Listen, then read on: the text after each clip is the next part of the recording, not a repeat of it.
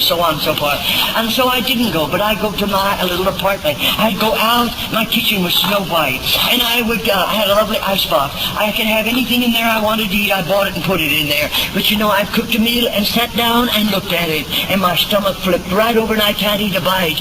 I tell you, I'm lonely. Loneliness is a terrible, terrible thing. All right. Now God's beginning to deal with me.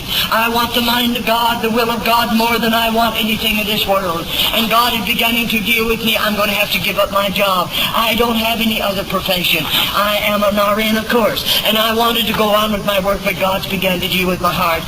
And oh, how I cried and cried. And I said, God, I don't know how to do anything else. But I told God at the altar, I'll go anywhere you want me to go. And you see, I had to do what I told God.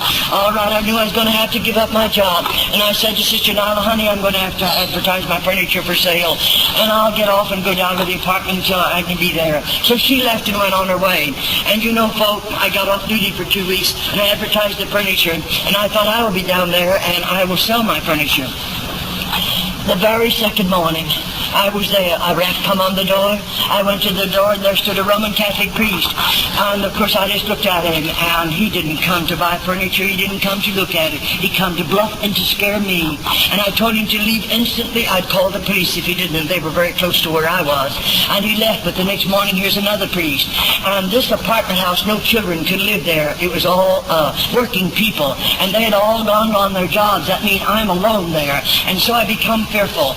And I went over to the biggest hotel there is in that city, and the man who owns that hotel, they're Roman Catholics, but he was my patient. I learned to know the family. I've been in their home many times, and so I went over to his hotel, and I said, I want a room, and I want a telephone in my room, and I don't want you to let anybody come to that room. You call me over the phone, and I'll come down in the lobby so I don't have to be alone with anybody. All right, I was in that a hotel about 10 days, and I hired somebody to stay in my room to sell my furniture. And on the 10th day, my telephone rang, and I answered the telephone, and it was the man at the desk, and he said, your brother, that's my brother, the priest, and my 2 sisters were down there sitting in the lobby. I've only seen my brother and those 2 sisters one time since I'm out of the convent. They're like strangers to me. But oh, listen, folks, I come racing down those center steps over to the desk, and when I did, he said, your brother's sitting over there. By that time, my brother had his holy habit on, of course, and he got up, and he was coming around like this to me, and so I was starting, but oh, what I saw. I saw their faces, and I didn't really want to see them then, because I saw too much in their faces. And my brother kept walking toward me. 2 weeks previous to this very moment, my mother had her left stroke and died instantly. All right, as my brother walked up to me, and he's a head taller than I am, about 185 pounds, and he looked at me, and he said, of course you know what you've done. And then he went on to tell me how I damned my soul, and I would be lost and spend eternity in hell, all because I gave my heart to Jesus. And he went on, and then he said, of course you know you sent your mother to an early grave. You know, when people want to hurt you, they can say some very unlovely things. And he said, you sent your mother to an early... I haven't seen my mother since they took me out of that home. And I was taken back to a convent for 28 and a half months more. I've never laid an eye on my mother. And for him to stand there and say, I sent my mother to an early grave, he knew better than that, but he wanted to wound me. And when you want to wound people, you can say things ungodly. And then he went on and said some more ungodly things. And when he got ready to finish talking, he just wheeled around like that. I saw my 2 sisters. They ignored me. They didn't even speak. All right, I saw he wheeled around. He was going to go to the door, too. I grabbed him by the coat sleeve, and I said, Chet, wait a moment. I want to ask you 2 questions, and then you're free to go. All right, he didn't want to stay. He was trying to pull. I said, 2 questions. I've listened to everything you had to say. And then I reached over and got a hold of the other coat sleeve. When I talk to you, I want to look at you, and I want you to look at me. Why? Because I can read a lot of things in those eyes that maybe you don't know I'm reading. And I want my brother where I can see him right in the face. I want to look in his eyes. And when I had him at both coat sleeves, he's facing me. He's pulling away, but I'm still holding him.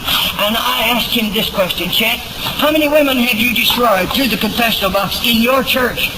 You got a beautiful church right here on the West Coast. Oh, anger. I tell you, fire popped out of his eyes. He's a priest, but he's a long ways from God. And I realized he was trying to pull from me, and I said, no, 1 more question and you can go. And this question I asked my brother is this, Chet, How many convents have you been in? How many little nuns have you robbed of their virtue? I know more than got those words out of my mouth. My brother let me have her right beside the head, and I was standing right about here, and I couldn't catch myself. I wasn't expecting the blow, and he hit me so hard. I landed over there against the wall in the lobby of the hotel, and I went to the floor. My brother was so angry he started walking out. The man at the desk is much bigger man than my brother, and he knows my brother. And he just leaped over that desk like that and run over there and picked me up and set me on a chair. And then he called my brother. He said, "Don't you take another step." And Chet wasn't to the door yet. And that big old fellow went back there. And of course I can never tell you what he told my brother. It's too terrible. But anyway, he told him plenty. And then he ordered him out of there. He said, what have you done to your sister? Any man, you've got a holy habit on, and what have you done to her? You don't even care what you've done. You don't know how badly you've hurt her. And you, get out of that holy habit. You have no business wearing it. And then he ordered him out. Well, there goes my two sisters and my brother. Maybe you think I didn't cry. I tell you, maybe I'll never see them again in this life. My heart was broken. You don't know the half of it. Oh, it was sad. All right. Now, my finish is also. My mother, before she died, got better. Enough better they could put her in a wheelchair and tie her in a wheelchair, which they hadn't done for several years. All my family were very, very happy. When my father and those two priests come to see me and they went back, and Dad disinherited me, had that priest to notify me I'm disinherited.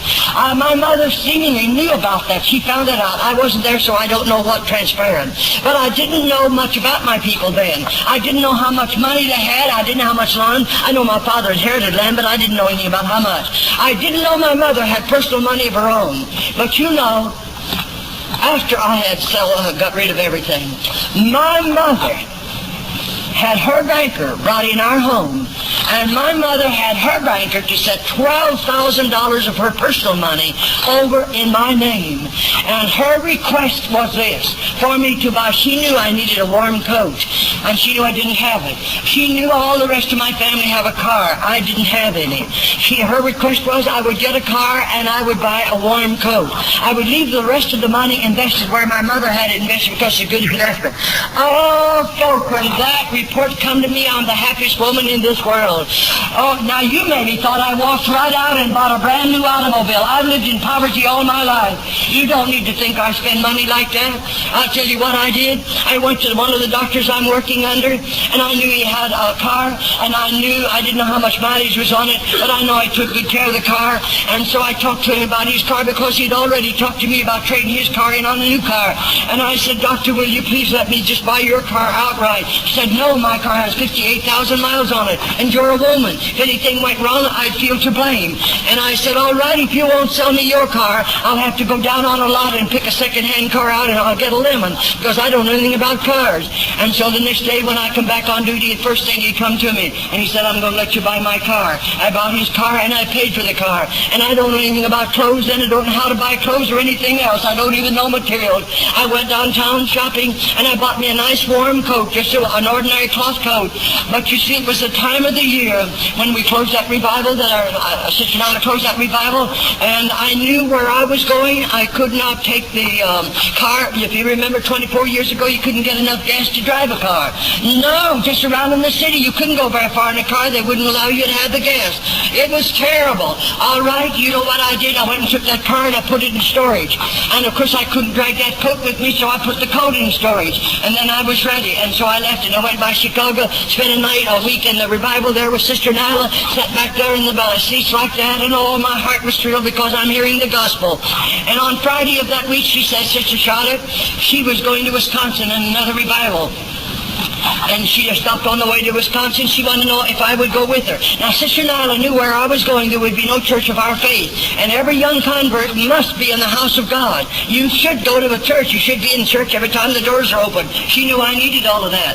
And she knew where I was going. There wasn't any church. She was worried about me, but I didn't know any of these things. And she said, will you please pray about going? I said, I can't go. And she said, will you pray about it? I said, yes. Well, prayer changes things. Monday morning, I was on the train with Sister Nyla going to Racine, Wisconsin.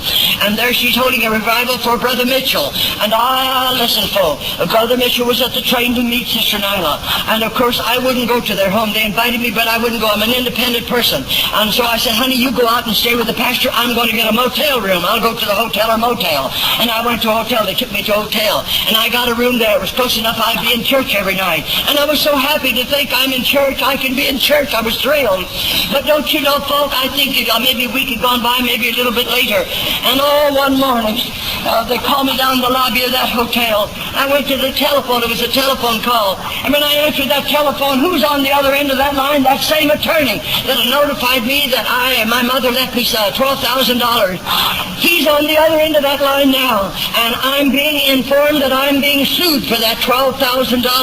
And I don't know anything about law. I'm nearly scared to death. I spent the money for the coat. I spent the money for the car. The rest of the money is invested. I have, of course, the papers on how much I paid for the car and the coat and so on and so forth. And I had them. But I cried and cried. Finally, I went, after I was talking to him, I called Sister Nyla. Meet me to church. She did. We laid there on the altar and prayed. She said, I want you to come out to Brother Mitchell. He's a man about 50 years of age and had a family and a businessman as well, the pastor. And so she took me out there. And I sat down and told Brother Mitchell everything I know. And you know what he said to me? He said, I'm going to call the best lawyer in Racine, Wisconsin. I'm going to take you there. If we can fight this case, we're going to fight it. I'm not fighting with my brother and Lord. I'm fighting people that are sinners. All right, so the next day he had an appointment for me. He took Sister Nyla and I to a lawyer's office. When they took me in, that lawyer brought me around behind the desk. And I laid all the papers I have right down there. And then the lawyer said to me, now if we can prove that money was a gift from your mother, we can save the most of it. But if we can't prove it, you lose it. I'm not going to drag you into a lawsuit. I'm just going to tell you I lost it. And I mean I lost it. And more than that, they went and took that car out of storage. They went and got that coat out of storage. And there I stood. I was giving up my job. I don't have a thing in this world. Oh, I was scared. I'm not young then. Not by any means. I was past middle age then. And I didn't know where I was going, what I was going to do. And I was crying so hard.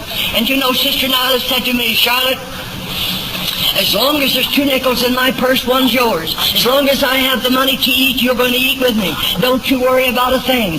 And then she said, when she closed that revival meeting there for Brother Mitchell, she said, you come and travel with me. You start out on the field. You give your testimony, and she will preach the gospel. Folk, I've never sat under a pastor. No, never. Oh, what a privilege you have of sitting under a pastor, but I didn't have the privilege. We started out on the field. All right, we're traveling all over the country, of course. And you know, a year and a half has gone by. We let our mail come general delivery, and we go get my mail. There's mail in there from members of my family. There's mail in there from Roman Catholic priests, and there's mail in there from a lot of people. And you know that mail, I'd open it and read those letters, and they were terrible. It just seemed to me like they were cutting the heart out of my body. And after a year and a half, my health began to break. I couldn't stand up under it any longer and be in a meeting every night, and on and on. So Sister Nyla said, Charlotte, don't open any more letters, because you just get hurt every time you do. All right, now 2.5 more years have gone by. We never broke the seal on a letter. And don't you know, one day we went in this post office in a small town, and when the man put the letter through that wicket window, I saw that handwriting, and I said, oh, Nyla, that's for my youngest sister, and I believe God wants me to open the letter. And she said, Charlotte, be sure, you'll just get hurt. And I said, no, I believe God in. Remember, my people are on the altar. Don't forget it. I walked over there to that table in the post office. I broke the seal, and I opened that letter. That letter was for my youngest sister, Babe. Oh, Babe. Babe, I knew her better than any member of my family for this reason. While I was nursing in this big Roman Catholic hospital, all my people, of course, are Roman Catholic. And my sister was almost crushed to death in a car accident. And she, oh, mercy, she was in a pitiful condition. She was my patient for 6 months in the hospital. I got a 90-day leave of absence and went to her home to special her case to be sure she would live. She had a girl 16 years of age and one 2.5 years of age. And, of course, I wanted her to live to raise those children. I learned to know her. I learned to love her, and she loved me. But when I come to the altar in the Pentecost church, she turned bitterly against me, and she never would have anything to do with me after that. Oh, they cut me completely off, I tell you. So here's a letter from Babe, and you know what she's saying? She said, Charlotte, if you'll just come home. If you can come home, I'm very sick. I believe I can get well. And then she said, you know those letters I wrote you, will you forgive me? I'm so sorry I wrote them. Her husband is 6'2", and he's an official counsel of the law. And you know why? He wrote some of those letters too. And he took, after she'd written a page, then he wrote a page. And he said, Charlotte, I wrote some of those letters, and I'm sorry, I don't know why I done it. I had no right to. And I didn't answer those letters. I never said anything unkind to them. Of course not. And he said, I'm sorry, will you forgive me? And immediately I said, Sister Nyla, I'm forgiving him. And I'm going to see my Sister Babe as soon as we close this revival meeting. We was in a revival. But I couldn't take Sister Nyla with me. They called her everything they big enough to call her in those letters. They hated her. She preached the gospel to save my soul. And so they hated her for that. And they didn't know her. They've never seen her. Don't know anything about her, but they still hated her. And so much was in the letters. And I said, honey, I can't take you with me. I put her in the home of one of our older ministers and his wife. Sister Nana bought a second